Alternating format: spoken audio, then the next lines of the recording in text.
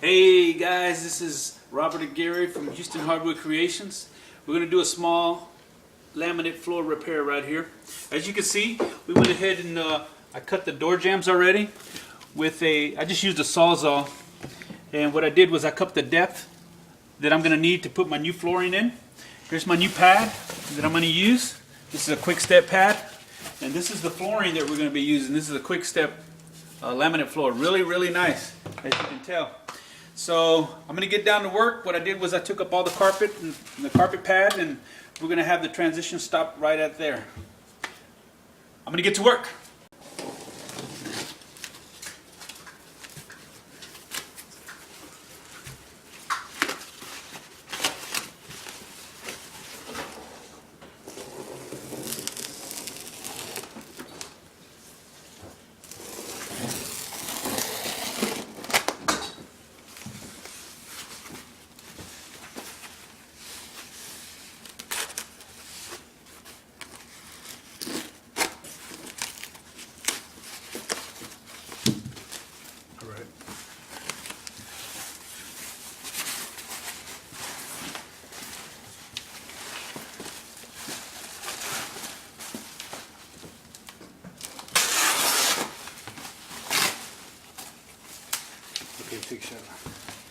And so what I did was I cut the pad out. I'm going to use a seam of tape just to put them up together right here so it won't have no movement. And then I'm going to start laying my laminate floor, and it should go in just like so.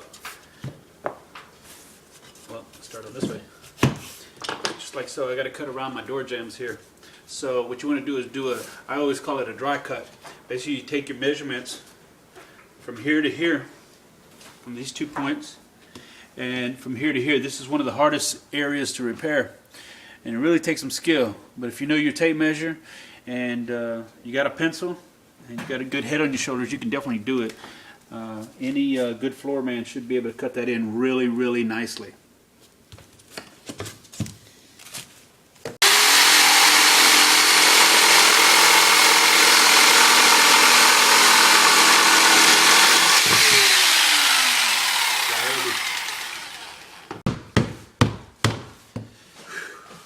Now that we have them all cut out, now I'm going to start installing every piece. As you can tell, this is one of the hardest pieces that we had to cut out, but it's locking together really nicely. Here we go.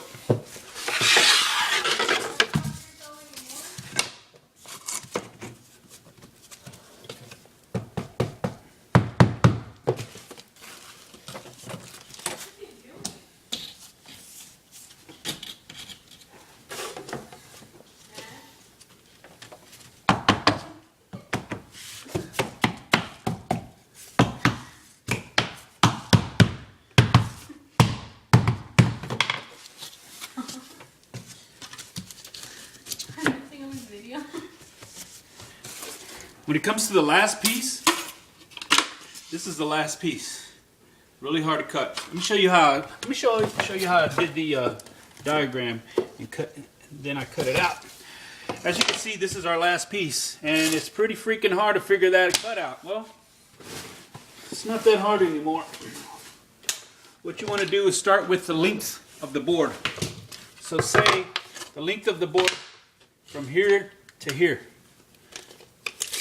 So you start out your length. It's going to be from here to here. Then you get your board, you cut it on both sides, this piece, cut it straight down to the length that you need here. What I did was I measured my points. If you come around this way, the cameraman come around this way, you'll see everything has a point. The furthest point is here, so I drew on the back of the board here.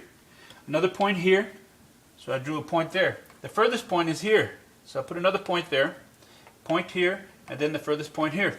Then I did use my tape measure, and I figured out my distance from here to here, and I wrote it there, here to here, wrote it there. Same thing here, and I did it through the whole, through all the points there. Turned it around and just used a square edge to draw out my lines, and that's what I came up with. Let's hope that it fits. This last piece is kind of tricky, so what I'm going to do is a trick of the trade. They don't teach you these things over at the schools that most people go to and think they know everything. I'm going to snap this one together first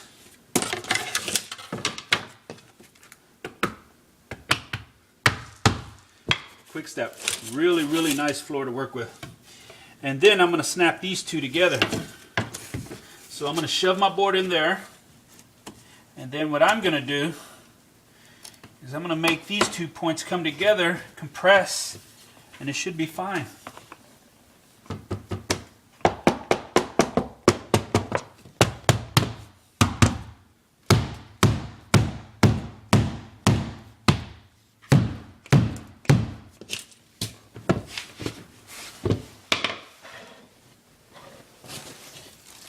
I'm going to use something that's called the persuader.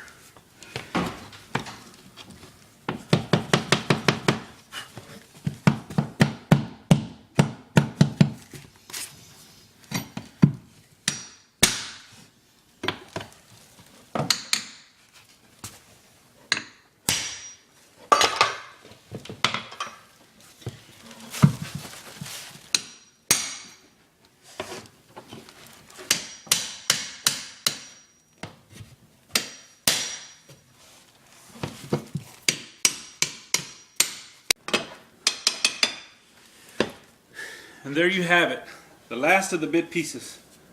Take a look.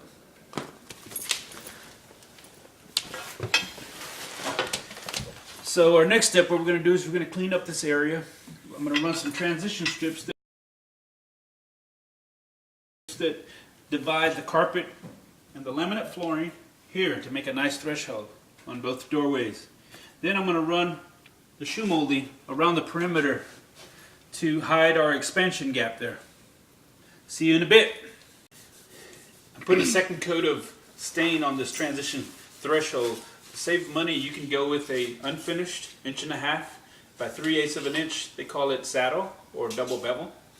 And what it does, it divides the carpet and the flooring there, and it makes a nice transition strip.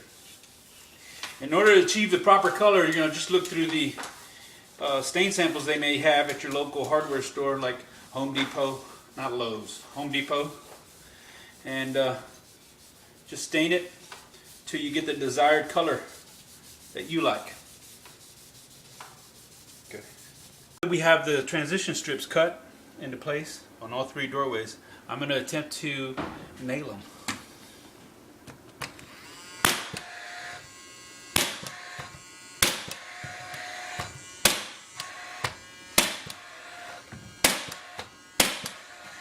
That does it.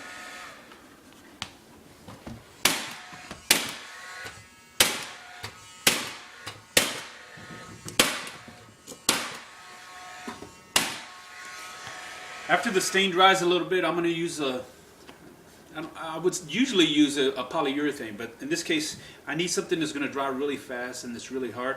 So I'm going to use a shellac finish that dries in about 10 minutes. Really, really good. Gives us a nice modern sheen just like the laminate floor. And that should do it. Until next time, peace out.